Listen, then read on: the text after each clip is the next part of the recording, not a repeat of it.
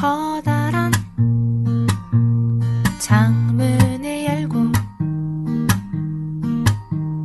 는 그냥 영화를 보네. 창밖의 영화. 이제 인물에 대해서 그럼 한번 해볼게요. 어떤 사람일까요? 잭과 애니스 혹은 다른 사람들? 저 애니스는요. 감정 표현이 서툰 사람. 그러니까 그 표현이 서투다기보다 자기가 무슨 감정인지 자기 스스로 맞닥뜨리는 것 자체가 되게 생소한 사람인 것 같았어요. 네. 그래서 그게 가장 극단적으로 나올 때 폭력성이 나오는 것 같더라고요. 그래서 자기가 생각지도 못한 남자를 사랑하게 됐을 때, 그리고 그걸 인정해야 됐을 때, 그럴 때 이제 기관사랑 붙잡고 때리거나 소리 지르고 하는 부분이 나오는 것 같고. 그래서 저는 마지막에 아까 말씀하셨던 후반부에서 싸우는 장면 있잖아요. 네. 그러면 나는 앞으로 너를 이렇게 1년에 한 번 정도만 보면서 살아가야 되냐 하면서 잭은 거기에 되게 분노를 하죠. 나는 그런 사람이 아닌데. 네. 그랬더니 그때 막 눈물 흘리면서 얘기하잖아. 애니스가 너가 나를 이렇게 Nothing. Nowhere. 근데 그 부분에서 너무 가슴이 아픈 게 맞아. 자기도 약간 그런 감정을 겪어본 게 처음이라 눈물 흘리는 것 자체가 약간 어색한 사람? 네. 그거를 막 자기가 감당을 못해서 이러지도 저러지도 못하고 있잖아요. 그리고 그런 사람을 또 이제 와서 이렇게 따뜻하게 안아주고, 네. 그래서, 자기 감정 표현이 서툰 사람. 저는 개인적으로 그 후에 이야기가 어차피 잭은 죽었잖아요. 네. 그 죽으니까 뭐 별로 이야기가 사후 세계로 들어가지 않는 이상 그게 힘드니까. 근데 그 아까도 잠깐 언급했었죠. 저는 근데 원래 개인적으로도 그 가족 이야기를 좋아해서 제가 그 부분에 많이 중점적으로 본 것도 분명히 있을 거예요. 나이 들면서 더. 특히 가족에서도 이제 어떻게 보면은 인격이 하나 형성이 되는 데는 부모님이 가장 큰 역할을 하잖아요. 부모님의 부재도 영향이니까. 그래서 이렇게 그런 이제 내려오면서 그 성장되어지는 인간 한 사람의 성격이나 이런 거를 되게 그런 거 보여주는 거를 좋아라 하고 흥미있어 하는데, 여기서도 아까 잠깐 말씀드렸지만 딸이 있잖아요. 딸 이름이 네. 뭐였죠? 딸 이름은 엘마 주니어. 엄마랑 엘마 이름 주니어? 똑같아요. 네. 근데 그것도 되게 흥미로운 건 딸이 2명이 나오잖아요. 맞아. 네. 근데 굳이 한 명만 보여주잖아요. 네. 그게 분명히 어떤 이유가 있을 거라고 생각을 해요. 이게 만약에 이 후의 이야기가 결혼을 한다고 한 그 딸이 결혼식에 온다고 약속을 하잖아요. 네. 그 가면 이 애니스의 마음속에는 그 잭이 항상 있겠죠. 그 결혼식을 볼 때도 그렇고 앞으로도 딸이 살아가면서 잭이 그 딸을 보면은 생각이 날 수밖에 없는 게, 너무나 자기랑 닮은 딸이 어떻게 보면은 거기서 그 잠깐 걱정을 하잖아요. 그 남자 누구냐고 하니까.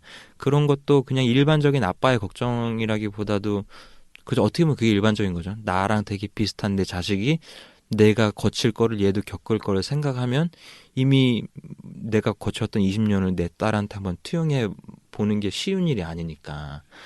그런 거에 있어서 만약에 이 딸이 진짜 주인공이 되고 이제 그 아빠로서 맨날 집안에 있으면서 이제 제2의 애니스가 살아가는 모습을 그걸 겪은 사람이 이렇게 보는 이런 것도 되게 재밌을 것 같아요. 그러네요. 저는 애니스 얘기를 하셨으니까 저는 애니스가 생각하는 사랑이라는 거는 견딘다는 게 곧 사랑이라고 생각하는 사람 같아요. 많이 견디고 더 견딜 수 있는 사람이 더 크게 사랑하는 게 아닐까. 그걸 이제 본인이 머리로 이건 사랑이라고 생각하진 않겠지만, 그래서 거기 대사도 뭐 견딘다는 얘기가 잠깐 지나가긴 하는데, 그러니까 애니스가 눈물을 흘리거나 애니스가 어떤 행동을 하거나 말을 할 때 정말 견딜 수 없는 상황인 거죠. 원래 잘 견디는 사람이니까. 맞아. 그래서 그 눈물이 좀 슬펐던 것 같아요. 질투하잖아요. 여자한테 질투 안 하는데 갑자기 남자에게 나오니까 눈 뒤집혀가지고 그러는 모습도 애니스로선 정말 굉장히 많이 표현한 거라고 좀 봤거든요. 반면에 잭이 생각하는 사랑의 본질은 견디는 거라고 생각하진 않는 것 같아요. 함께 있는 거고 눈을 맞추는 거고 정면을 바라보는 거고 그런데 애니스는 그런 사람이 아니라 거기 보면 백허그 하는 장면 되게 아름다운 장면 있잖아요. 자장가 불러주는 장면. 그런 게 애니스가 생각하는 사랑. 어디요? 자장가? 싸우고 나서. 그게 그 자장가라고 안 나오나 보다. 소설엔 나오는데 노래 엄마가 불러주던 노래라고 하고 귀에다 노래 불러주지 않나요? 서서 자는 때? 네, 말처럼 서서 잘 때. 네네. 음. 그때 이제 뒤에서 안아주는데 그러니까 앞을 볼 수가 없는 거죠, 서로는. 근데 보면 전 그 눈이 정말 집요하게 잭이 애니스와 눈을 맞추려고 해요. 처음부터. 네, 맞아요. 근데 좀 바람둥이에요. 누구 잭? 응. 뭐 잭이 생각하는 사랑이 아니, 그렇게는 못 느끼셨어요. 혹시 바람둥이? 저는 그러니까 뭐 틀리고 다니는 타입. 네, 진정한 사랑은 애니스였던 걸로 봐요. 네. 근데 바람 많이 폈잖아, 영화 내에서도. 추파 많이 보내고. 그죠. 그래요? 네. 저는 잭이 더 바람둥이라고 생각하진 않는데. 그렇구나. 그 애니스의 그런 성격이 폭발하는 장면, 그 장면도 기억나는데 벽 치는 장면. 네. 맞아요. 처음에. 너무... 산에 내려오자마자. 네. 그게 이제 폭발적이라면서. 사랑임을 딱 너무 알았잖아요. 근데 앞으로 못 본다는 거 이제 딱 깨달은 거잖아요. 그러고 나서 벽을 치는데 소설에 이런 묘사가 있어요. 애니스는 자신의 장기가 1m 밖으로 나온 듯한 아픔을 느꼈다. 이렇게 표현이 됐거든요. 그러니까 구토를 하면서 벽을 막 치는 장면이 있죠. 그 장면. 그때 연기 한번 해주시면 안 돼요? 그 지나가는 사람한테 우리 누구는 맞아요. 잘하신다. 저는 그걸 되게 다르게 봤었거든요. 그 장면 제가 처음 영화 봤을 때 가장 공감하면서 봤던 딱 한 장면을 꼽자면 그거였는데 저는 그걸 어떻게 받아들였냐면 그러니까 진짜 그 산속에서만 둘이 몇 개월을 살면서 감당할 수 없는 일을 저질러 버리고 내려왔을 때 이게 현타가 왔을 때에 오는 반응이라고 저는 자기 혐오적인 자기 혐오라기보다도 그러니까 좀 감당이 안 되는 거라고 저는 생각을 했어요. 그게 사실 구토도 왜 그런 거 많이 표현하잖아요. 영화에서 막 갑자기 막 그런 일이 생기면 너무 큰 일이 벌어지면 구토 증상이 나오고 임신. 배우들이 임신한 건 아닐 텐데. 옥수수 수염차 좀 드세요. 근데 그런 구토 연기 중에 가장 이해됐던 구토 연기였던 것 같아요. 네, 그게 보통은 이제 배우들이 그런 질문이 있으면 의뢰 그냥 이렇게 하기 마련인데 저분은 저런 것도 진짜 이해를 했나 보다 싶을 만큼 그거 파고 왔어요. 그걸 보는데 그쵸. 하여튼 콜미에서도 구토 장면이 하나 있잖아요. 아, 그쵸. 둘이 이제 이별하기 전에. 네. 네. 그 몸이 진짜 저도 그런 거를 정확히 어떤 상황이었는지 들었는지 내가 겪었는지조차 기억이 안 나는데 실제로 그렇게 된다고 하더라고요. 몸이 그냥 반응을 해버리는 내가 이렇게 프로세스가 되기 전에. 자, 이렇게 해서 인물에 대해서 얘기를 하고 있는데 더 얘기할 게 있을까요? 책의 바람성에 대해서 한번 얘기해 볼까요? 네. 좀 흘리고 다닌 재밌게. 타입이잖아요. 좀 이제 뭐랄까 이런 타입 아니에요? 어떤 자리에 갔을 때 솔로임을 좀 약간 어필하는 타입 있잖아요. 애인이 있어도 네. 나는 뭔가 더 새로운 관계에 대해서 네. 막혀있지 않다. 네. 뭐 이런 스타일 아니에요? 잭은? 유난히 심한 스타일인가? 근데 영화에서 보면 애초에, 그 애니스랑 헤어지고 나서 마을로 다시 돌아와서 그 술집 지리산 술집 있잖아요. 거기서도 한 명 추파를 던지죠. 근데 그 남자가 그냥 술 안 마시고 가죠. 그리고 멕시코에 넘어가서 남자를 만나고 그리고 그 목장 주인이랑도 사귀잖아요. 그 사람을 계기로 살해를 당한 거죠, 사실. 저는 그렇게 그때는 봤는데. 그 사람이 먼저 잭한테 추파를 던졌던 것 같아요. 근데 어쨌든 꽤 깊은 사이지 않았을까요? 그쪽도 이제 장래? 미래를 얘기하고 그랬던 거 보면. 저는 그게 어떻게 다가왔냐면 그 시작은 좀 비슷했을 거라고 생각해요. 잭이나 애니스나. 근데 그 애니스는 물론 그런 처참한 광경을 목격한 그런 기억이 있기 때문에 더 그랬겠지만 더 많이 움츠러들고 용기를 못 내는 그 이렇게 있는 사람이라면 잭은 그러니까 반항기가 있는 거죠. 나는 한번 그래도 나가보겠다. 라는 게 바람기로도 보여질 수 있을 것 같은데 물론 그게 그냥 말만 다른 걸 수도 있겠지만 저는 그게 어떤 바람이라기보다는 그 자기한테 허락된 그런 어떻게 보면은 좀 거창하지만 나한테 허락된 인생에 대한 반항 같은 걸로 되게 보였었거든요. 그러니까 하지 말라니까 한번 더 해보는 나는 이거밖에 할 수 없기 때문에 이렇게 하는 그래서 사실 결혼도 하고 이게 되게 웃긴 게 여기 나오는 캐릭터들은 여자랑 섹스를 잘하잖아요. 네. 네, 그거에 대해서 뭐 나는 나를 올가매는 이 기억이나 세상에서 내가 얼마나 이거를 깨려고 노력을 하느냐. 한 사람은 하려고 하고 그러다가 죽음을 맞고 한 사람은 못하고 그 기억 속에서만 막 살고 그냥 그런 차이로 되게 다가오더라고요. 잭은 그 아기레한테 듣잖아요. 네. 자신들이 브로크백 마운틴에서 있었던 일을 그 음. 망원경으로 봤다는 네. 사실을 알잖아요. 근데 거기에 이렇게 큰 동요가 없거든요. 네. 근데 애니스 같은 경우에 그 알마가 당신들이 그 산에서 뭔 짓을 했는지 안다라는 식으로 이야기를 꺼냈을 때 굉장히 두려워하잖아요. 되게 비슷한 상황인데 네. 이렇게 반응하는 게 굉장히 달랐던 것 같아요. 그두 사람의 성격이. 맞아요.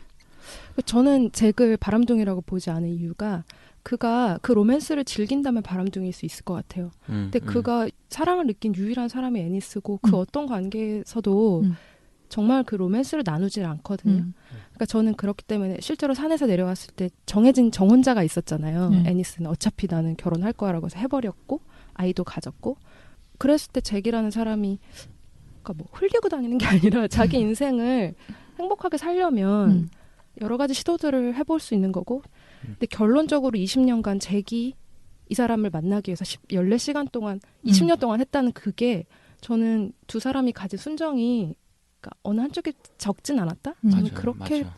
보는 편이에요. 행동이 보여주죠. 14시간 근데 운전해서 너무 슬퍼요. 저는 그게 떠나고 싶은데 못 떠난다는 거. 그러니까 저라면 저를 그렇게 기다리게 하는 I wish I knew how to quit you. 그거 너무 그게 그러니까 저를 20년 동안 그렇게 하는 남자가 있다. 떠나고 싶잖아요, 사실. 나도 행복하게 살고 싶. 근데 안 된다는 그 사실이 잭이라는 인물을 통해서 얼마나 사랑했는지 보여주는 것 같아요. 그렇죠. 그리고 보통 바람 피는 사람들의 심리를 보면 바람 피는 사람들도 되게 힘들어하거든요. 맞아요. 네. 그게 양심이 있다면. 양심도 뭐 그렇고 그 바람을 필 때 내가 지금 그러니까 사랑하는 사람이 있는 사람들이 또 바람을 많이 이게 정당화하는 게 아니고 또 그런 게 있다고 생각해요. 얘가 예를 들어서 애니스가 인생이 없었으면 좀 덜 적극적으로 폈을 수도 있지 않았을까. 뭔가 확신이 있기 때문에 그렇다는 건가요? 그러니까 사랑하는 사람이 있으니까 더 채워지지 않는 부분도 강해지는 거잖아요. 맞아요. 네, 저는 손석구 배우님이 하신 얘기가 이해가 가요. 그러니까 이게 바람이라는 감정이 물론 있습니다. 그런 동물적인 그런 거 없다고 저는 말하고 싶진 않아요. 근데 적어도 이 브로크백 마운틴에서 굉장히 복잡한 거미줄처럼 얽힌 관계들이 나오잖아요. 근데 그런 것들이 누군가를 덜 사랑해서 새로운 관계를 하나 더 추가하는 그런 건 아닌 것 같아요. 오히려 사랑이 더 클수록 두려우니까 너무 사랑해서 다른 하나의 더 길을 만들어 놓고 싶은 두려움에서 나오는 행동일 수도 있다는 생각은 들어요. 캐릭터들이 다 너무 여려. 여기 나오는 사람들. 로맨티스트고 여리다. 네. 애니스가 이혼하고 잭이 한 걸음에 달려오잖아요. 네. 노래 부르면서 노래. 네. 네. 무슨 노래 부르지? 네, 넘어갈게요. 네, 노래부터 달려와서 불러주시죠. 저 기억이 안 나요. 근데 그러고 나서 그러나 애니스가 환대해주지 않잖아요. 맞아. 다시 울면서 가죠. 울면서 돌아가고 아. 그때 멕시코로 가는 거잖아요. 맞아요. 그게 그때 멕시코로 가요. 그것도 분명히 이혼을 하는 순간 애니스의 머릿속에 그게 분명히 들어왔을 거란 말이죠. 이제는 잭과 관계가 더 깊어질 시간이라는 거를. 그러니까 일부러 딸까지 데려오고 이렇게 해가지고 그걸 쳐내버리잖아요. 그게 애니스가 잭을 사랑하지 않아서가 아니고 얘는 두려움이 너무 큰 사람이다 보니까 실제로 막 어렸을 때 남자 둘이 살았다는 이유로 그렇게 막 맞아 죽은 거를 보면 그럴 수가 있겠죠. 그게 그냥 말 그대로 트라우마로 자리 잡아버린 거니까. 되게 슬프죠, 그 장면도. 그 부분들 때문에 이 63년에 미국의 정서나 사회적인 성소수자를 바라보는 시선하고 이 영화가 무관하다고 보긴 참 힘들 것 같아요. 네.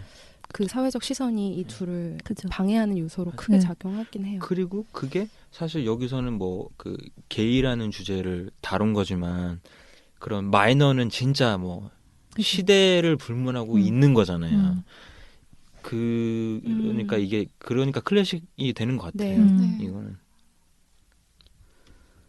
자, 그러면 이제 기억에 남는 장면 대사로 넘어가 볼게요. 네. 예린 씨부터 해볼까? 네. 저는 기억에 남는 장면은 영화 후반부인데요. 잭이 죽고 나서 애니스가 잭의 엄마 아빠가 살고 있는 집으로 가잖아요. 네. 그 유해를 가지러. 네. 그 집안에 딱 들어선 순간 그 집 되게 이상하잖아요. 황량하죠. 진짜 약간 살던 비현실적인 없잖아요. 공간이잖아요. 그게 그 종교랑 관련이 있는 네. 있을 그런 거라고. 삶을 살아야 네. 하는 그 뭐라고 하는지는 까먹었는데 그 둘이서 청교도죠. 종교에 대한 얘기도 하잖아요. 성경강림? 뭐 성령 강림 성령 그거 음. 믿고 계시죠, 어머니가. 네. 네. 지옥불에 떨어진다고. 그죠. 우리 같은 사람들은 지옥불에 지옥불에 떨어질 떨어진다 거다 이런 했더니 얘기를 했는데 애니스가 난 안 떨어진다. 나 죄 안 져줘서. 그 부분도 되게 상징적인 네, 맞아. 좋았죠. 네, 그날 대화. 밤에 자죠, 같이. 맞아요. 네. 그게 되게 흘리는 말이죠. 네. 그러니까 어떻게 애니스가- 해석하셨어요? 예. 애니스가? 애니스가 우리 같은 사람은 지옥에 떨어질 거야. 그러니까 뭐라고 했지 걔가? 그 나는 아직 지옥에 떨어질 기회를 갖지 못했어. 뭐 이런 식으로 네, 맞아요. 얘기를 하는 것 같아요. 음. 그러니까 나도 사실 떨어질 수 있다는 거잖아요. 그러니까 굉장히 흘리는 말이잖아요. 그게. 거기를 나중에 넷플릭스에 있으니까 한 번 더 보시면 애니스가 그때 아이 컨택을 시도해요. 근데 그때 잭이 아래 보고 있거든요. 소름 되게- 돋는다. 네, 근데 그 눈빛 되게 금방 지나가는데 되게 좋아요, 그 장면. 그리고 곧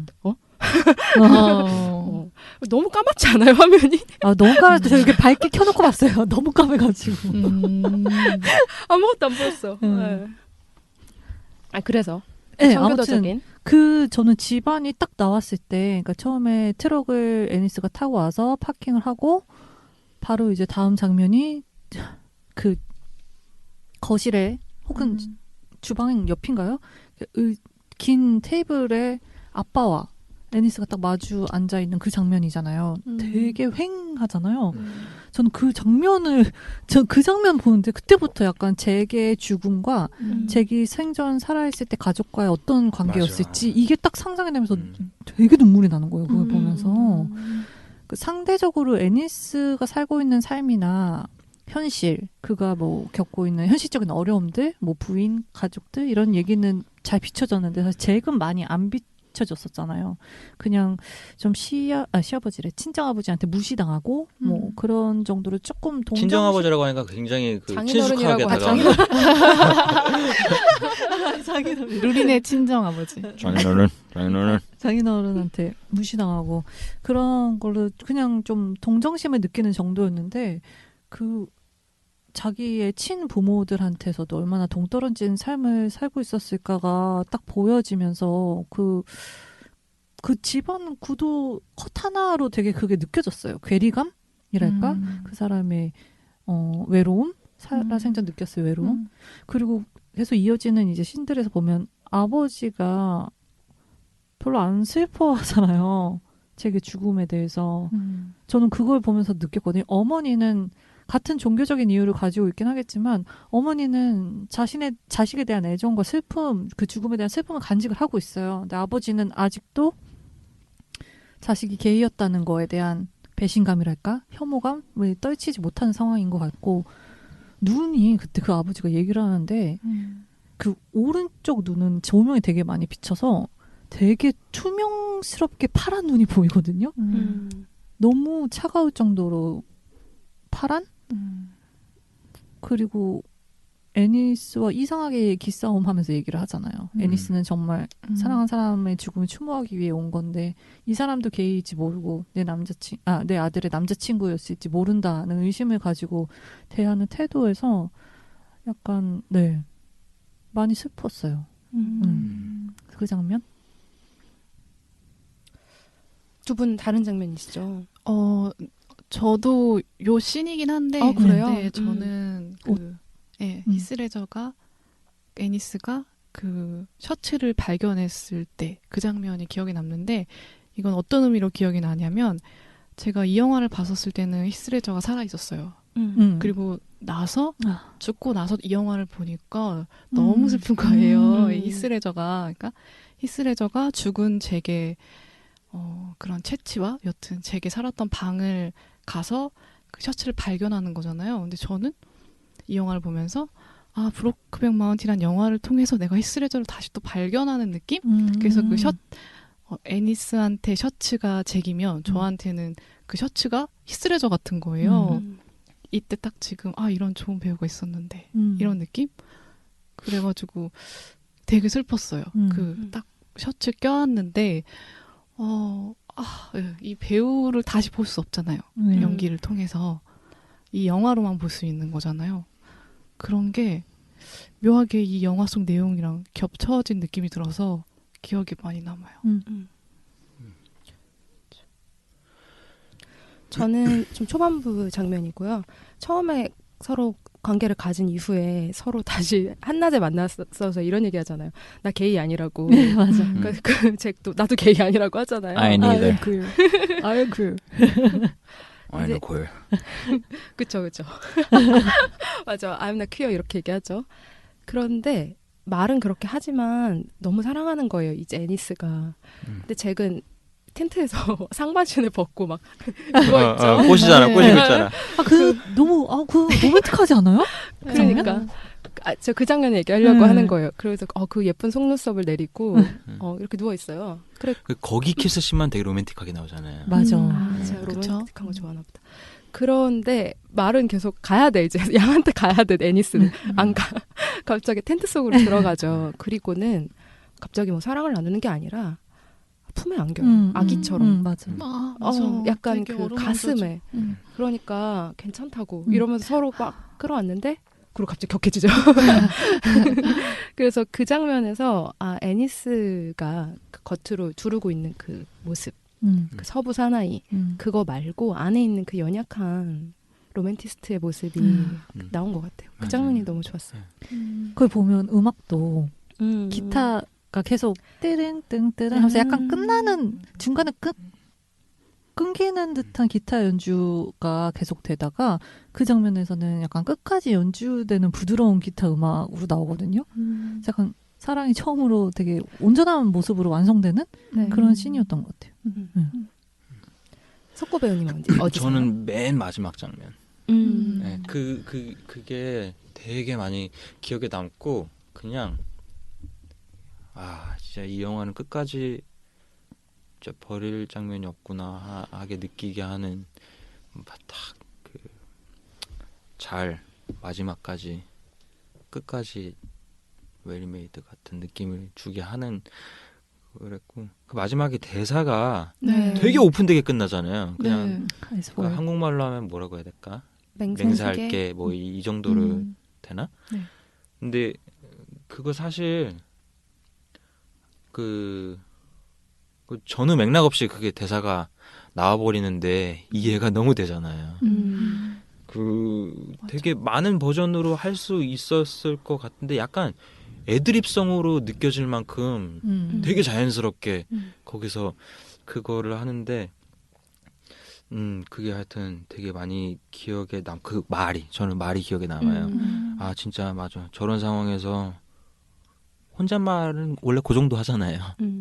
할 때 딱 그게 진짜 뭔가 그 앞에 2시간을 한 번에 이렇게 정리를 해주면서도 그리고 그 배우라는 사람도 잘 보여준 것 같아요. 저 배우는 저거를 저렇게 이해하고 했구나라는 거를 보여줘서 아까 전에도 말씀하셨지만 이 배우는 왠지 이런 사람일 것 같아라는 것까지도 마지막에 조금 보면서 끝난 것 같아서 재밌었어요. 왜냐하면 해석의 여지가 너무 많은 대사를 하나를 딱 선택해서 어떻게 보면 한 거니까 재밌는 포인트인 것 같아요. 그 부분이. 이건 들어봐야죠. I swear. 네, 마지막 대사였습니다. 아까 전에 그 제게 아빠 얘기했었잖아요. 저는 하여튼 그런 저도 개인적으로 글 쓰는 걸 좋아하고 항상 제가 중점을 두는 부분이 아까 말씀드렸던 그런 부자 관계, 모자 관계 이런 건데 네. 저는 그게 어떻게 느껴졌냐면 그거를 다 견뎌낸 잭이라고 생각했어요. 그래서 저 사람이 저렇게 화가 나 있는 얼굴이 어떻게 보면 아빠와 우리 아빠들의 표상 같은 그런 느낌? 이거를 분명히 뭐 그런 어떤 동성 간의 어려움이 아니더라도 그 사람도 그런 집안 대대로 이어진 그런 종교적인 집안에서 자랐을 때 그 사람이 젊었을 때 힘들었을 뭔가가 있었을 거 아니에요. 그러니까 이런 거는 현장에서 그 아빠를 연기했던 분하고 감독님하고도 왠지 나눴을 법한 대화가 아니었을까라는 생각이 드는 게 그럼 얘는 젊었을 때 어땠었겠냐. 얘도 잭 같은 그런 게 있지 않았겠냐. 네. 근데 나는 그런 거를 다 포기하고 가정을 이루고 희생을 해서 이 자리에 앉아 있는데 내 아들을 죽인 사람이 그러니까 그거를 이겨내지 못한 사람이 희생을 하지 못한 사람이 왔을 때 그거를 바라보는 사람이 내 아들이 죽은 슬픔보다도 그런 사람을 봤을 때에 내 인생에 나와 비교된 삶을 어떻게 보면 사는 걸 봤을 때 그 느껴지는 울분이나 막 화? 저는 이렇게 그게 되게 느껴져가지고 와 이게 또 다른 그 작은 씬 안에서 또 다른 드라마가 보이는 것 같아서 되게 공간도 여태까지 나왔던 공간하고 너무 다른 데에서 그게 나오니까 저도 거길 되게 인상 깊게 봤거든요. 마지막 장면에서 마지막 그 집으로 집에 들어가서. 갔을 때 그리고 그게 어쩔 줄 몰라 하잖아요. 그 히스레저가 네. 그 아빠의 그 중압감 때문에. 나는 그 아빠가 굳이 그 얘기를 하잖아요. 그 목장 주인 얘기 네. 하면서 목장 주인 애니스를 알고 있죠. 네. 원래 걔랑 뭐 목장 차린다고 뭐 그러고 얘기하는 것 같더니만 또 뭐 다 뭐 흐지부지 된 것 같더라 이런 얘기를 하는데 그 얘기를 왜 할까 굳이. 그러니까 약간 너도 정신 차려. 약간 이런 느낌으로 받아들였거든요. 저는. 야 잭한테 너만 있었는 줄 알아? 하면서 그러니까 정신 차려라. 뭐 약간 떠보려는 것 같기도 하고 모르겠어요. 사실 브로크백 마운틴에 자신의 유해를 묻어달라는 걸 유언을 남겼고 그곳에서 함께 지냈던 애니스가 찾아왔다는 거는 그게 사랑이었다는 걸 부인할 수가 없거든요. 그죠. 부모 입장에서도 그건 사랑일 수밖에 없고 이 사람들 안 해본 거야 자기네들은. 근데 아버지가 인정하고 싶지 않았을 것 같아요. 그런 거를. 그들의 순정. 그러니까 아들이 해온 게 뭐 병에 걸려서 동성애가 그 당시 병이라고 생각했잖아요. 그렇다고 믿고 싶었을 텐데 사실 애니스가 거기까지 찾아오고 그 슬픔이 배어있는 얼굴이나 이런 걸 봤을 때 그 둘은 사랑이었던 거잖아요. 그죠. 그래서 좀 더 비하하려고 그런 다른 남자이기도 하고 맞아요. 그랬던 것 같아요. 그리고 그 장면에서 그 아버지 배우 역할 하신 분이 히스레저를 잘 몰랐대요. 그래가지고 그 전작을 못 보고 그냥 촬영을 가신 거예요. 근데 첫 마디를 히스레저가 딱 했는데 압도를 당했대요. 너무 이 젊은 배우가 그런 감정을 그런 목소리로 한다는 사실에 정신이 번쩍 나면서 자기가 그 역할을 확 빠져들었대요. 그렇게 되죠. 또 네. 서로 도움을 받으니까. 그래서 그 둘이 대결 구도처럼 보였다고 이제 세 분이 말씀하시니까 그 생각도 나네요.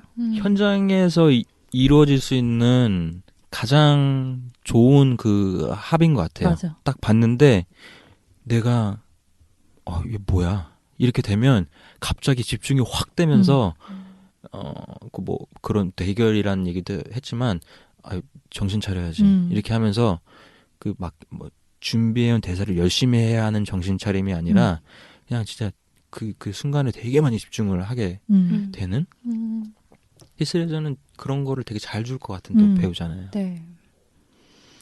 은성 감독님 원작 읽으셨잖아요. 네. 거기에는 잭의 아버지에 대한 에피소드가 영화에 없는 게 나오죠. 네. 맞아요. 그 기억나세요? 그 얘기 좀 해주실 수 있나요? 설명을 잘 못하겠네. 근데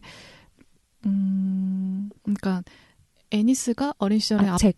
그러니까 설명하려고 애니스가 어린 시절에 아빠한테 그런 경험이 있었다라는 얘기를 하니까 잭도 자신이 아빠한테 겪었던 되게 힘들었던 일을 얘기했던 장면이 있었던 것 같은데 근데 내용이 잘 기억이 안 나네. 내용이 네. 저도 읽었는데 아버지가 잭한테 어렸을 때 소변을 갈기는 장면이 있어요. 맞아.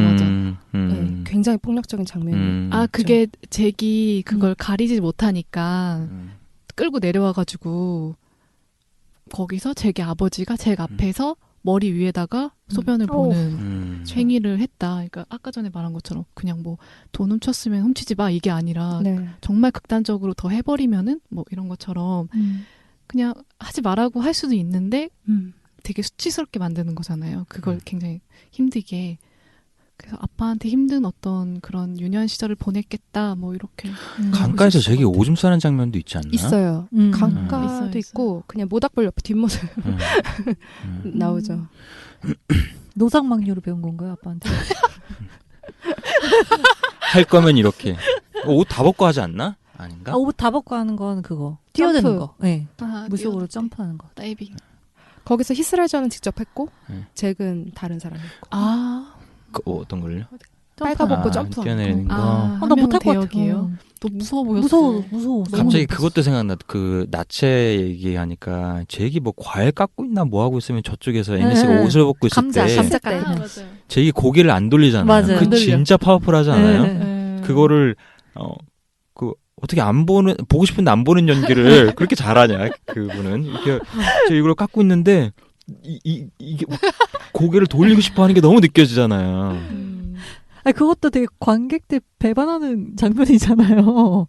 당연히 쳐다볼 걸 생각하고 잡았을 것 같은데 아무 일도 안 벌어지는데 아무 일이 안 벌어지는 게 아니잖아요, 사실 그게. 그쵸. 진짜 그 감독님은 그 큰 거를 다루는 것보다 그 조그만 거에서 극대화하게 느껴지는 거를 너무 잘하시는 것 같아요. 참 구석구석 찢죠? 히스레저가. 네. 따뜻한 물. 근데 그것도 물어보잖아. 너 따뜻한 물 쓸래? 맞아. 혼자 먼저 쓰지 않고. 근데 안 쓴다고 하죠. 혼자 이제 저쪽 구석 가서 씻는 장면이 나오죠. 저는 이 영화에서 그 애니스가 엘마 부인이랑 헤어지고 다른 여자를 한 명 만나잖아요. 네. 사실 그 여자의 되게 적극적인 구애로 만나게 되는 장면인데 제가 석구병한테 얘기를 했어요. 저 여자가 나오는 거 약간 사족 같다. 특히 헤어지고 난 다음에 또 레스토랑에서 만나죠. 근데 뭐 그 여자가 뭐 여자는 사랑을 장난으로 하는 게 아니야 뭐 이런 얘기를 하면서 가잖아요. 그래서 좀 이 장면 사족 같다라는 얘기를 했었는데 한 번 더 보니까 그런 생각도 들더라고요. 그 여자가 등장을 하는 건 그 여자를 설명하기 위한 게 아니라 그 딸을 설명하기 위한 장치였던 것 같은 거예요. 그 딸과 셋이 대면하는 장면이 있고 거기서도 보면은 그 여자 되게 쿨하잖아요. 뭐 나 어떻게 생각해? 니네 아빠랑 잘 어울릴 것 같아? 뭐 이런 얘기 하는데 제대로 대답을 못 하죠. 근데 거기에 대해서 너가 말은 안 했지만 무슨 얘기인지 알겠다 하면서 나를 배려해주면서 얘기를 해줘서 뭐 고맙다 이런 얘기를 하잖아요. 그래서 이 딸이 애니스랑 닮았다는 걸 보여주기 위해서 넣은 인물일 수도 있겠다라는 생각이 좀 들었어요. 지금 생각해보니까 딸이 아빠의 성 정체성을 알았을 것 같다는 생각도 갑자기 드네요. 알았을 수도 있을 것 같아요. 그러니까 처음에 그 여자가 조수석에 타고 있는 걸 딱 보자마자 딸이 되게 흔들리잖아요. 네. 반가웠던 얼굴이 확 굳어버리고 그게 그냥 단순히 아빠가 여자 만나서 질투하는 게 아니라 아빠를 아니까 아빠가 또 다른 실패를 또 맛볼까 봐 걱정하는 모습이었을까요? 일단은 저는 이렇게 생각했어요. 애니스가 그 여자를 만나고 딸한테 보여준 이유는 그 전 장면이 알마가 당신 게이인 거 안다라고 얘기를 한 직후거든요. 그래서 딸이 그렇게 혹시라도 알까봐 약간 난 여자 사귀고 있어라는 걸 보여주려고 데리고 온 것 같기는 했어요. 근데 그때 딸이 이렇게까지 애쓰지 않아도 되는데 뭔가 이런 느낌으로 봤거든요. 그래서 그리고 그 여자가 뭐 나 어때? 잘 어울릴 것 같아? 라고 물어봤을 때 그냥 안 어울려가 아니라 우리 아빠는 결혼이랑 어울리는 사람이 아니다. 그렇게 얘기를 하죠. 또 기억에 남는 다른 장면도 있으세요? 뭐가 또 있을까요? 그 싸우는 장면 있잖아요. 아, 피 처음에 터지는 거? 아니요. 이제 헤어지려고. 맞아. 거기에 싸울 때. 그 히스레저 호숫가에서. 목에 파리가 붙었는데 어. 그게 되게 안 떨어져요. 어. 그러니까 그게 너무 좋으니까 썼겠죠. 네. 근데 저는 그 뭐 이런 거 아까 전에도 집에 있으면 계속 그 영화를 틀어놓으면 그런 거 있죠. 저거 나는 저기 이번에도 역시 파리가 저기 앉아 있을 걸 알지만 역시 거슬리는 거 있죠. 저 계속 그게 보여요. 그 파리 또 한 번 앉잖아요. 2번인가 앉고 그런 거 있잖아요. 아니, 딴 사람 목에. 딴 사람 목에? 네. 그 직업 소개해준 아저씨 아기래. 목에. 이렇게 아 잡잖아요. 그래요? 이거. 그거는 의도된 거였나? 양 없어졌을 때. 영화를 얘기하고 있는데 파리가 파리가 앉아서. 그거 알죠? 네, 알죠. 진짜 웃기죠 그거. 우울할 때마다 보는 아, 또 오게티 하나 있어요, 영화에. 뭘까?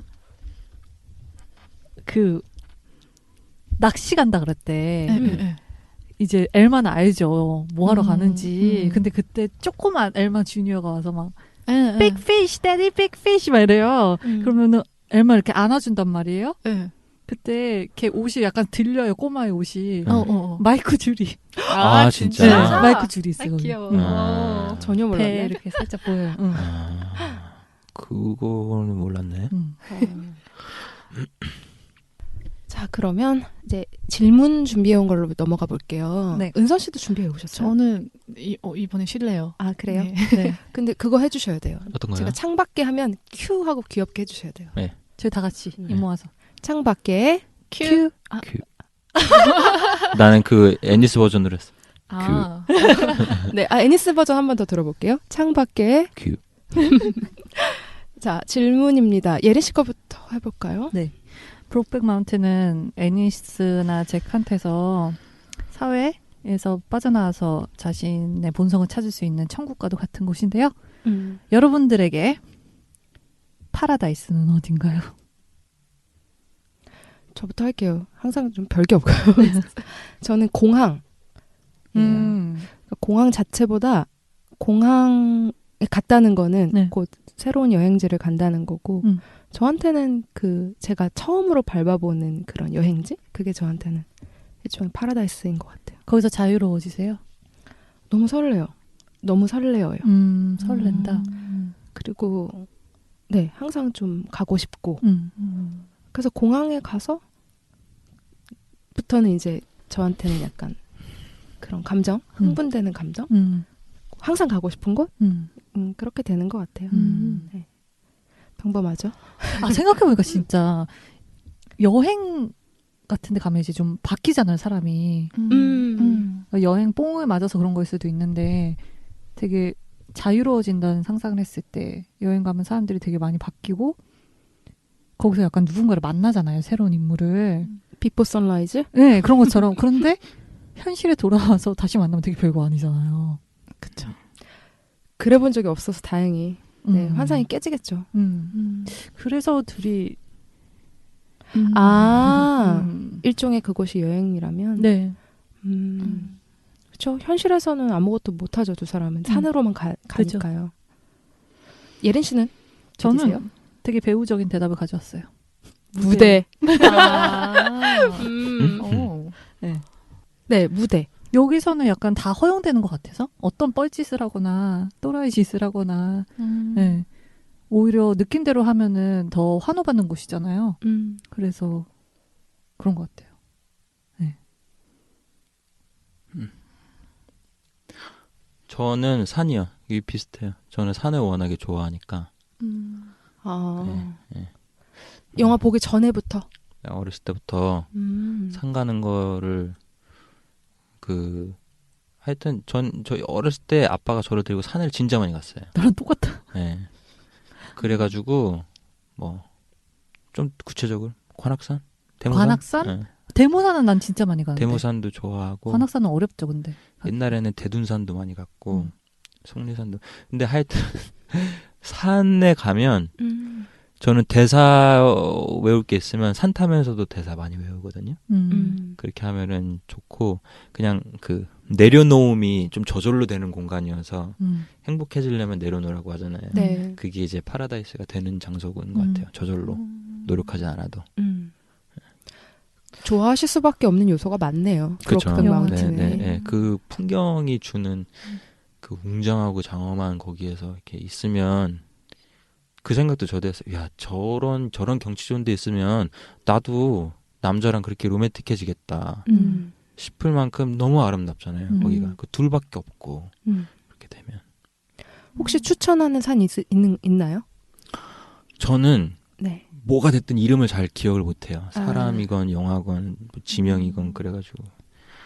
근데 이제 지금은 이사를 했지만 얼마 전에 살았던 데에서는 앞에 대모산이 있었거든요. 대모산도 좋아요. 네, 대모산 추천드립니다. 네. 자, 은선 씨는? 저는 진짜 잘 기억이 안 나더라고요. 근데 예린 씨가 촬영장이라고 하니까 저는 그럼 극장 할래요. 극장 나의 네. 파라다이스. 네. 좋죠. 마음 극장. 편한 곳 느낌이고. 네, 거기서 좋은 영화까지 보게 되면은 진짜 천국이죠. 그렇죠. 네, 이렇게 빨간 해서. 풍선이 생각나네요. 네. 그렇죠. 혼자서 본 저희는 그런 얘기 했었거든요. 혼자서 보러 갔을 때 좋았던 영화. 석구 배우님 혹시 혼자서 보러 갔을 때 기억에 남는 영화 있으세요? 저는 혼자 본 영화 자체가 거의 없는데 그 처음 혼자 보러 갔던 영화는 로키 5였을 거예요 아마. 로키 5. 네, 로키 5가 제가 캐나다에 있을 때 하여튼 제가 캐나다에 있을 때 좀 많이 우울했었나 봐요. 그래가지고 그때 영화도 처음으로 혼자 보러 갔는데 되게 많이 그거 많이 울었어요. 로키 5 보면서. 로키 발보아랑 또 다른 건가요? 그 로키 5가 되게 로키 4가 나오고 간만에 나온 그러니까 그 로키 좋아하시는 분들은 알겠지만 사실 로키 1, 2만 한 게 없다고 하거든요. 그리고 3, 4가 워낙에 조금 평이 안 좋았고 그랬다가 거의 뭐 십몇 년도 지나고 나서 로키 5가 나왔을 때 우려했던 것보다도 훨씬 영화가 좋았었어요. 그리고 90년에 나왔네요. 1990년에. 어떤 게요? 로키 5. 로키 5는 2000 몇 년에 나왔을 텐데. 그거는 로키 발보아인가 보다 그러면. 로키 발보아인가 봐요. 7살이었을 텐데. 이 로키 발보아 2006년. 네, 2006년. 그 로키 발보아. 그거를 처음에 그 되게 많이 좀 힘을 줬던 영화예요. 좋다는 얘기 들었어요. 저 로키 1을 정말 좋아하는데. 로키 1 너무 재밌죠. 저도. 자, 그러면 두 번째 큐로 넘어가 볼게요. 제 건데요. 저는 애니스가 제게 옷을 가지고 오는데 물론 우리에게 그만큼 의미 있는 물건은 아닐 수도 있지만 사랑하는 사람의 집에 놀러 갔을 때 하나를 가지고 올 수 있다면 무엇을 가져와서 간직하고 싶은지 그게 제 질문이에요. 은선 아니다. 은선 감독님부터 해볼까? 생각 중 알았어요. 예린 씨부터 해볼게요. 저는 근데 그 사람이 누구냐에 따라서 달라질 것 같아요. 그러니까 그 사람이 상징적인 물건을 가져야 될 것 같은데. 그렇죠. 그래서 그거를 다 빼놓고 일반적으로 보자면 옷이 많은 것 같아요. 채취가 묻어 있으니까. 네, 그 채취를 느끼기 위해서 옷을 가져오지 않을까? 괜한 질문 했나 봐요, 제가. 저도 똑같거든요. 결국 옷이잖아. 무슨 옷인지 해야겠다, 그러면. 자, 남자의 셔츠는 원래 편하게 입는 옷이라고 합니다. 카라와. 네. 그러면 이건 어때요? 뭐? 그 피 묻은 옷이 없다고 했을 때 애니스가 뭘 가져오는 제게 물건? 네. 거기 안에서? 네. 집에서. 근데 그러고 보니까 거기에 갖고 올 만한 물건이 많았어. 책상 위에 조각도 맞아, 있었고 맞아. 옛날에 자기가 만들어준 거잖아요. 그거. 만들어서 준 건가? 조각하는 장면이 있었어요. 조각한 장면이 있는데 맞아, 있었어요. 그거 비슷하게 아닐 수도 있지만 너무 하여튼 있었어요. 비슷하게 생긴 거. 그런 것들이 많지. 그럼 그걸 바꿔볼게요. 그 마의 장난감? 아니 무엇을 갖고 오고 싶은지 거기 안에서? 저는 또 제 건 삭제해야 될 수도 있는데 저는 의자. 의자 그 창가에 녹색 의자인가요? 그 의자가 뭐 되게 조그매요. 네, 스툴 같은 스툴이죠, 스툴. 근데 그게 이렇게 약간 대각선으로 놓여 있는데 거기에 앉아 보잖아요. 그리고 그동안 제기 무엇을 봤는지를 한번 보죠. 근데 아무것도 없어. 그냥 황량해요. 그래서 그 작은 스툴 정도는 어머님이 또 쇼핑백에 넣어주실 수 있으니까. 저는 가져가진 않고 침대에 한번 누워봤을 것 같다. 침대 되게 침대 참 좋아하시네. 좋아하셔. 가정한 침대. 아, 그러고 보니까 둘은 침대에 못 누워봤. 누웠다. 네, 아, 모텔 침대에 모텔에서. 누웠습니다. 석구 씨는? 저도 똑같은데 저는 잘 안 갖고 올 것 같아요. 제 성격상. 저는 그런 거를, 그러니까 예를 들어서 여행 가거나 하면 사진 찍는 행위도 저는 좀 이렇게 분위기 맞추려고 찍지, 제가 진짜 어디 좋은 거 보거나 어디 가서 뭐 하면 아무것도 안 해요. 그냥 그게 하여튼 이렇게 물리적인 걸로 이게 내 기억이 변환되면 퇴색되기 마련이어서 그게 전 좀 별로더라고요. 항상 그냥 보고 그냥 오고 이게 좋은 것 같아요. 아까 그럼 다른 질문도 한 번 더 해볼게요. 아까 드렸었으니까. 그 애니스와 잭 말고 본인이 여자친구 집에 갔을 때 네, 네. 하나를 갖고 올 수 있다면 그것도 똑같아요. 저는 안 갖고 온다. 왜 헤어지고 나오는 거예요? 그렇겠지. 훔치는 뭐. 거예요? 아니 헤어진 거면 뭘 갖고 와? 훔치는 거지. 통장? 네, 통장 넘어가고. 요새 통장 갖고 와도 아무것도 못하잖아. 맞아. 체크카드? 아니면은 그거 저기 뭐라 그러지? 비밀번호 찍히는 그거? OTP? OTP. OTP 카드. 괜한 질문을 또 드렸나 보네요, 제가. 은선 씨 생각나세요? 저는 진짜 모르겠는데. 네. 자, 넘어가서 석구 뭘 배우님 모르겠다는 거죠? 뭐 질문이에요? 가져오고 그러니까 싶은 게 아, 없다는 거죠. 네. 한번 그냥. 자, 그럼 다음 큐로 넘어가 볼게요. 석구 배우님 거. 네. 네. 만약에 그 잭이 4년인가 있다가 편지를 보내주잖아요. 네. 그 엽서에 나 니네 집 가도 돼? 그러니까 걔는 you bet 네. 하잖아요. 뭐라고 쓸 것 같으세요? 살짝 생각을 해봅시다. 아. 지금 들어서 애니스라면 내가 애니스라면 내가 애니스 4년 만에 그 엽서를 받았을 때 그 문구가 생각이 안 나네. 받은 문구가 그냥 그런 거죠. 24일에 뭐 들러도 돼. 그런 일반적인. 이제 번역으로는 꼭 와 이렇게 나왔는데 그죠? 기다리고 있을게. 아마 저는 그냥 그림 좀 그렸을 것 같기는 해요. 그때 좋았던 둘만 아는 어떤 기억이 있는 뭐 그 텐트랑 뭐 별 같은 거 그리고 죄송합니다. 이렇게 양도 몇 마리 그리고 브록백 마운틴에 가는 거 아니에요? 그거 보고. 그것도 그렇고 안 올 거. 그거 보고 뭐야 이게. 그리고 작게 써야지. You bet. 네, 석구 배우님. 나도 이거 지금 그냥 즉흥적으로. 바로 던진 거여가지고 잘 모르겠는데 진짜 그렇게 빠져 있고 4년 동안 그렇게 그리워하면 거의 열의 9은 다 꼭 와라고 쓰지 않을까 싶은데 근데 저는 바로 가지는 않을 것 같아요. 잭이라면? 그 엽서를 받고 한 걸음에 달려가잖아요. 맞죠? 네. 애니스가. 네, 난 그렇게는 못할 것 같아. 그러면 고민 엄청 하고 이거 여기 내 엽서가 거기 닿으려면 또 그 시간을 서둘러야 되잖아요. 그게 오는데 가면 안 되니까 네. 이런 거 생각하면서 막 나름 속으로는 유벳이라고 쓸 거를 알지만 끝까지 고민하다가 한 걸음에는 왠지 못할 것 같은. 결국 우리는 모두 부른다는 꼭 오라고 꼭 와. 근데 그 상황이 진짜 너무 그리워서. 그쵸. 어떻게 보면은 나를 이해해주는 단 한 명 이게 어떻게 보면 그렇게 점철되는 관계잖아요. 그게 그러면은 그럴 것 같아. 그리고 그 당일에 엄청 기다리잖아요, 막. 맞아요. 난리 나죠. 그 장면도 창밖에 좋은데. 계속 쳐다보고. 그 애들 앞에서 흡연하고. 맞아. 맞아. 맥주 몇 병 마시고. 맞아요. 잠깐 잠들었는데 그 차 소리 듣고 벌떡 깨서. 그런 연기도 너무 너무 그 재밌게 잘하죠. 음. 거기서. 그리고 그 뒤에서는 되게 그냥 일상성만 가지고 있는 엄마와 딸의 모습도 되게 대조되고. 맞아. 맞아. 은성 감독님은 뭐라고 쓰실 거예요? 저요? 그러니까 저도 딱 정말 그 대사가 너무 좋은데 그냥 그런 거 좀 지우고 그 약간 내가 애니스라면이에요. 네. 저는 그냥 거기 주소가 적혀 있을 거 아니에요. 제게 주소가. 음. 바로 보자마자 갔을 것 같아요. 어. 안 보내고. 14시간에. 네. 성격이 급해서 먼저 그냥 오고 가고 그렇게 못 기다릴 것 같다는 생각? 네. 맞아. 은성 감독님은 또 직진하시는 스타일이죠. 네, 맞아. 가셨을 것 같아요. 저 얼마나 떨렸을까? 주소를 몰랐잖아요. 네. 제게 맞아. 소식도 모르고 음. 너무 좋았을 것 같아요. 그러니까 4년 그게 애니스가 결국에는 나중에 도시로 이사를 간 후에 엽서가 온 거죠. 네.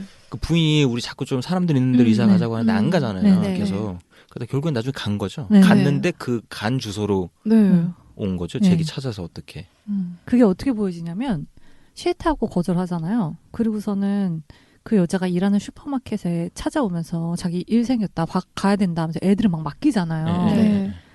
그리고 다음이 장면이 애니스가 차를 집 앞에 파킹을 하는데 거기 세탁소에 대한 안내문이 붙여 있어요. 네. 근데 맞아. 그 전에 엘마가 이사하고 싶은 집이 네. 세탁소 윗집에 개조해서 맞아. 쓸 수 있다 이런 얘기를 했거든요.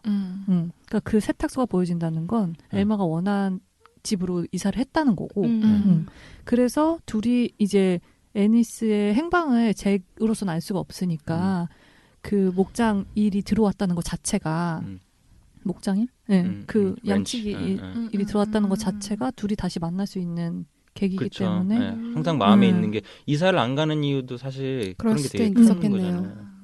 근데 사실 나는 이 영화가 또 대단하다고 느끼는 것 중에 하나는 그 충분히 관객들이 보면서 저 주소 어떻게 알았는데 이런 질문 자체를 안 갖게 해버려요. 그냥 약간 조금 개연성이 부재라고 할 수 있는 부분이 분명히 있는데도 그게 하나도 아 좀 저거는 글을 좀 못 썼네 이렇게 느껴지는 부분이 없게 그냥 다 느껴지게 해버리니까 그런 어떻게 보면은 불필요한 질문이 돼버리는 것 같아요.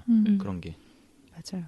아 그리고 뭐 14시간씩 운전해서 사람을 보러 가는 사람이 주소 하나 알아내지 못하겠어요? 그 적극성을 가지고. 그럼요. 네. 맞아. 물어보는 게 또 나오죠. 그 직업 속에서 사장님한테도 가가지고 애니스 뭐 소식 들은 거냐. 그 굉장한 용기잖아요, 사실. 네. 그 물어보는 게. 이렇게 막았다면 나중에 편집이 되나 봐요. 네, 뭐 근데 이런 거는 마 자체도 좀 네, 살리는 괜찮은 때가 편이기는 있어서. 해요. 네. 은성 감독님 큐 있었나요? 아니요. 아 맞아, 오늘 아, 생략한다고 오늘, 하셨죠? 아 그럼 끝나버렸네? 시간은 끝났는데 네, 시간. 일단은 연결 컨텐츠까지 그럼 진행을 해볼게요. 네. 연결 컨텐츠도 준비해 오셨어요? 네, 예. 네네. 와. 자 그러면 각자 열심히 한번 했다. 이 영화를 보고 떠오른 컨텐츠 소개를 해볼게요. 이번엔 은선 씨부터 해볼 수 있겠다. 저는 영화 최근에 이걸 2번 봤는데 첫 번째는 히스레저였고 두 번째 봤을 때는 제이크 질렌을 되게 눈여겨보게 되고 제가 최근에 되게 좋아하는 배우거든요. 봤던 영화들 중에.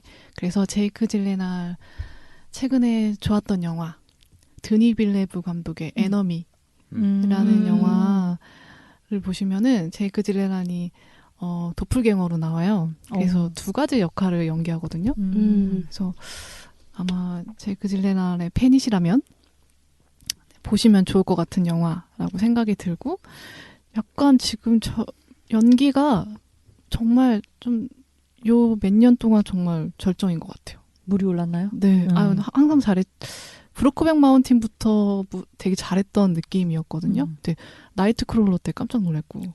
저 보고 맞아. 싶어요. 되게 좋다고 하더라고요. 네, 그때랑도 또 달라요, 이 연기도. 근데 또 드니 빌레브 감독의 어떻게 보면은 가장 좀 개인적이고 조금 더 아트한 영화일 수도 있거든요. 네, 한번 추천드립니다. 네. 보신 분 계신가요? 안 봤어요. 에너미? 아, 보셨어요? 네. 봤어요. 마이크에 또 습관적으로 입을 떼고 얘기하고 있었네. 또 예린 씨는 어떤 거 준비하셨어요? 저는 다이애나 손의 스탑키스라는 희곡이에요. 네, 다이애나 손은 한국계 미국인이고요. 네.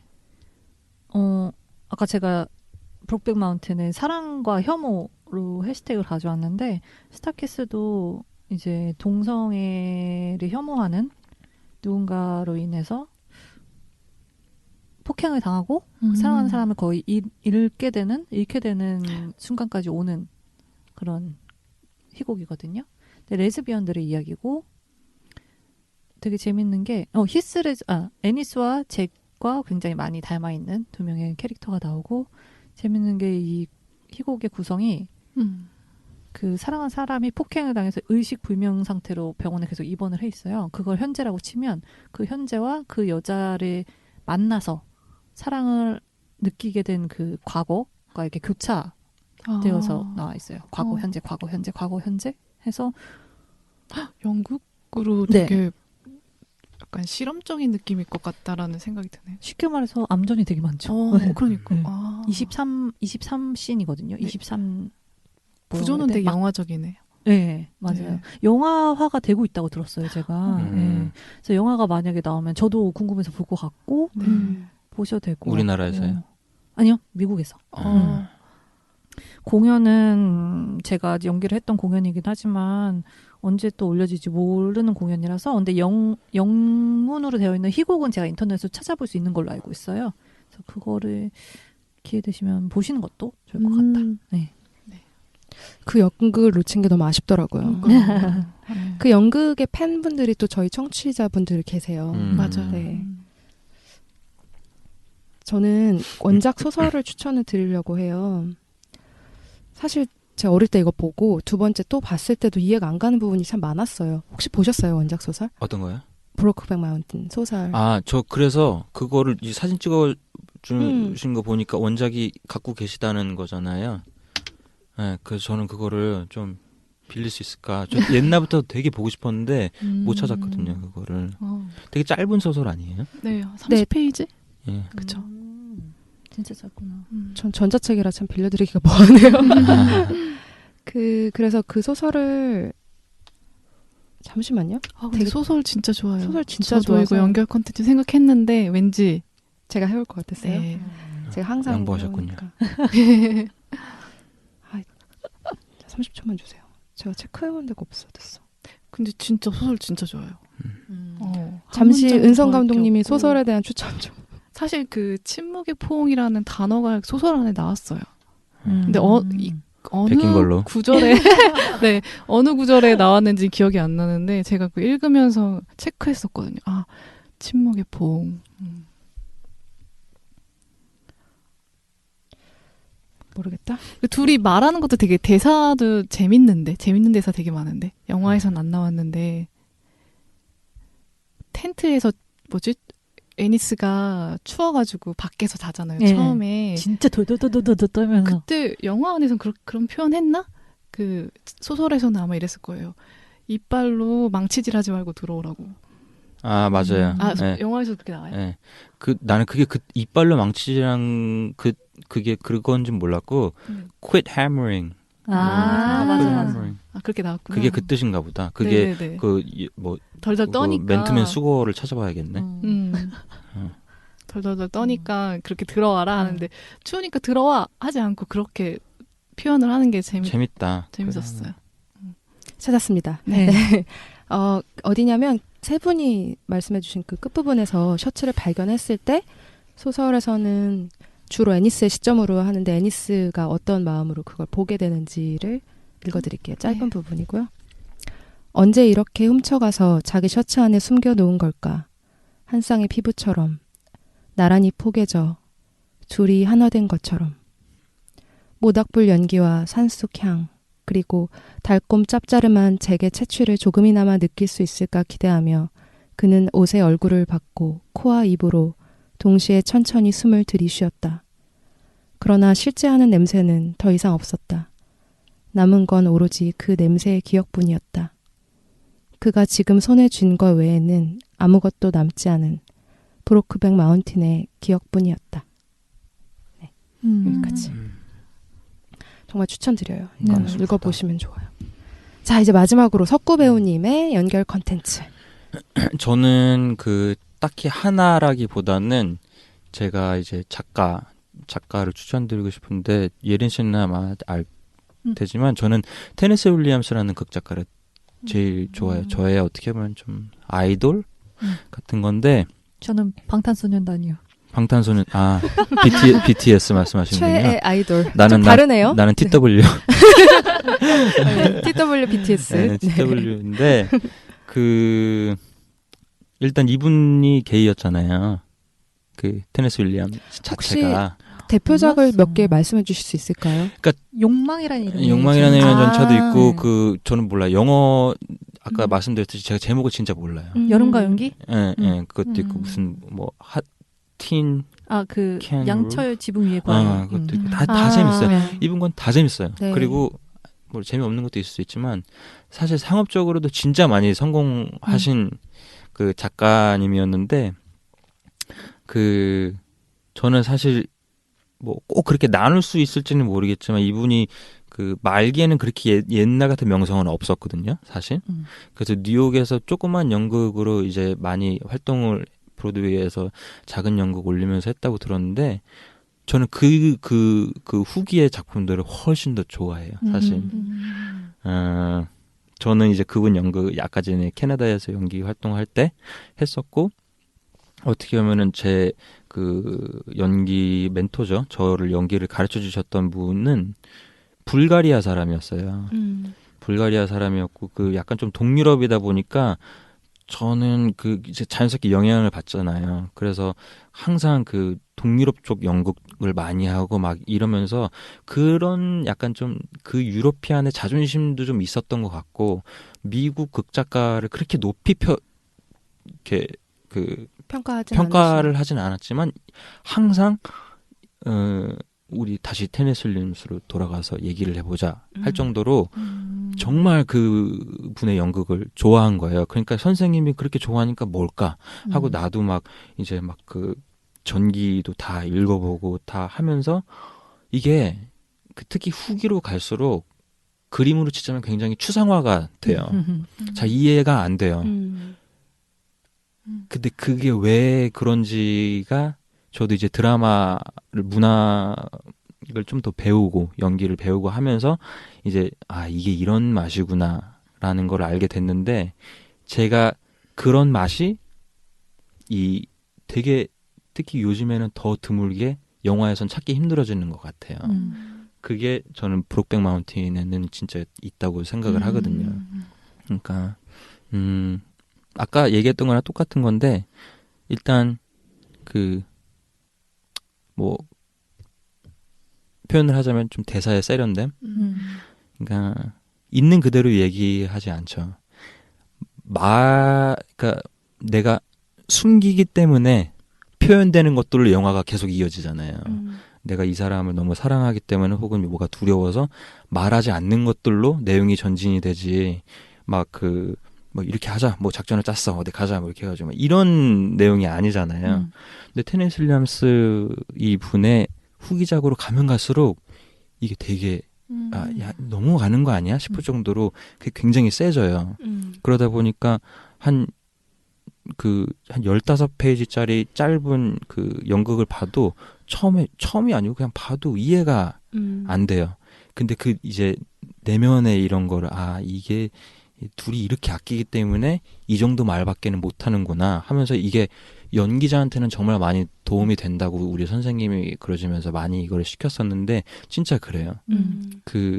그리고 브록백 마운틴은 또 이제 그런 거를 감독님이야 배우분들이 너무 잘 이해를 하고 하신 것 같아서 제가 그냥 어떤 장르라고는 할 수 없겠지만 저는 그런 글을 좋아하고 그런 영화를 좋아해서 이 브록백 마운틴 좋아하시는 분들은 분명히 테네시 윌리엄스 글을 좋아하실 거예요.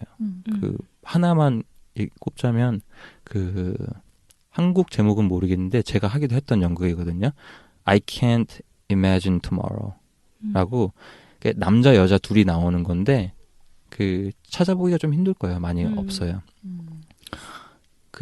저는 이 연극을 너무 좋아해가지고 약간 오마주라고 하나? 그렇게 해서 저도 막 이거랑 비슷한 글을 따라 쓰기도 하고 막 이랬었는데 그냥 캐릭터 이름이 아마 1, 2 이렇게 나올 거예요. 어. 예. 그래가지고 남자 여자와의 대화인데 여기서 둘이 나누는 대화가 처음부터 끝까지 나도 힘들어. 근데 얘는 더 힘들어. 그렇기 때문에 얘한테 이 말은 할 수 없어. 그러니까 내가 얘한테 이 말을 하면은 얘는 나를 걱정할 거야. 그러니까 말을 이게 거의 대사보다는 그 대사 안에 서로를 생각하는 마음 때문에 못하는 말들로 채워진 극이에요. 그래서 제가 이거 몇 페이지 안 되는데 공연 올렸을 때는 한 1시간 반 했거든요. 이거를. 근데도 연극에 봐지는 되게 가슴 아픈 그런 이야기를 잘 쓰시는 분인 것 같아요. 왜냐하면 자기가 그런 인생을 살았으니까 테니스 윌리엄스 그 분이 그 시절에 그 남부 그 보수적인 남부에서 게이로 살면서 어려웠던 게 되게 그리고 그와 여동생의 관계도 있거든요. 그 여동생한테 가졌던 죄책감 그리고 그냥 타고난 여린 감수성 이런 게 막 범벅이 돼가지고 그걸 보면은 재밌어요. 닮았어요 이 영화랑. 너무 알차지 않아요 오늘 방송? 네. 네. 되게 읽어보고 싶네요 진짜. 희곡이지만 그거로 보면 더 좋을 것 같고. 그 유명한 것들 많잖아요. 네. 그런 거는 또 되게 상업적으로도 재밌잖아요. 재밌어요. 네, 네, 영화화된 것도 있는 거 그렇죠. 아닐까요? 말론 음악에. 브랜도 하고 막 네. 하고. 이렇게 해서 연결 컨텐츠까지 다 해봤고요. 저희가 준비한 진행은 다 했고 원래 준비한 것보다 시간은 더 많이 소요가 됐지만 내용상으로는 굉장히 알찼던 것 같아요. 네. 하면서 그런 느낌을 받았어요. 저는 이제 이걸 업으로 삼는 사람이다 보니까 영화 보면은 이제 어떤 연기를 하는 사람 보면 그 사람의 그 실제 모습도 같이 보이기 마련이잖아요. 네. 저 사람은 왠지 저럴 것 같아. 저런 연기, 저런 대사나 저런 지문을 저렇게 표현하는 거 보면 이런 사람일 것 같아. 이렇게 상상을 하면서 보는데 제 연기를 누군가 이렇게 보시고 어떤 궁금증이나 나름의 이 사람은 이럴 것 같다라는 게 느껴져 부분이 있다면 이런 거를 들으시면 그런 거를 또 보여드릴 수 있는 기회? 나는 이런 드라마를 좋아하고 이렇게 하면서 좀 그런 거를 보여드릴 수 있는 기회여가지고 되게 좋았던 것 같아요. 나는 이런 사람이니까 이런 연기를 해요. 라는 게 조금 보여줄 수 있는 기회가 되지 않았나. 네. 정말 평소에 관심 있는 분들은 저희 방송 들으면 모르는 모습도 많이 알 수 있는 계기가 되셨을 것 같아요. 네. 친한 예린 씨조차도 처음 듣는 얘기가 있었다고 했으니까. 일단 드라마가 시작이 되면 새로운 작품 영화나 드라마가 시작되면 또 저희가 작품으로 만날 수 있을 것 같고 또 저희 방송에서 손석구 배우님이 나온 영화를 다루면 또 너무 좋을 것 같아요. 네. 오늘은 같이 수다 떠는 사랑방 분위기였지만 네. 방금 소감 얘기해 주시긴 했지만 끝으로 하실 말씀 있을까요? 저희 이제 마무리하려고 하는데. 네. 무엇보다 이 브록백 마운틴을 이렇게 얘기를 해서 진짜 좋아요. 저도 이게 좋아하는 영화인데 되게 오랜만에 봤거든요. 진짜 한 시간도 비슷하게 영화 같이 보는 느낌 나면서 그냥 무엇보다 재밌었어요. 와, 다행이다. 다행이네요, 진짜. 박수는 소곤소곤. 자, 이렇게 해서 오늘도 마무리를 해보려고 하는데요. 오늘 클로징은 석구 배우님이 해주시면 좋겠네요. 네. 저희가 1회 때 저희끼리만 방송하잖아요. 그러니까 아무도 안 듣고 있을 거 아니에요. 그래서 계속 계신가요? 이렇게 물어봤었어요. 마이크에 대고 괜히. 그게 저희 클로징이에요. 그래서 끝이 계신가요 하면서 끝나는데 원래는 우리 은선 씨가 해주시는데 오늘 석구 배우님이 해주시면 좋을 것 같아요. 제가 창밖의 영화 하면 저희 셋이 할게요. 창밖의 영화 하면 석구 배우님이 정말 의문을 가지고 해주셔야 돼요. 연기하듯이. 계신가요 하고. 창밖의 영화 듣고 계신 분. 그쵸. 거기까지 은선 씨가 해주시면 되겠다. 네네네. 자, 그럼 클로징 해볼게요. 창밖의 영화 듣고 계시는 분? 계신가요?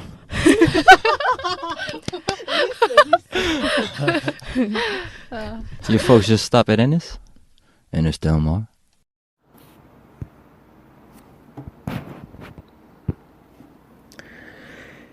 두 사람은 각기 그 주의 반대쪽 구석에 자리한 작고 가난한 목장에서 자랐다.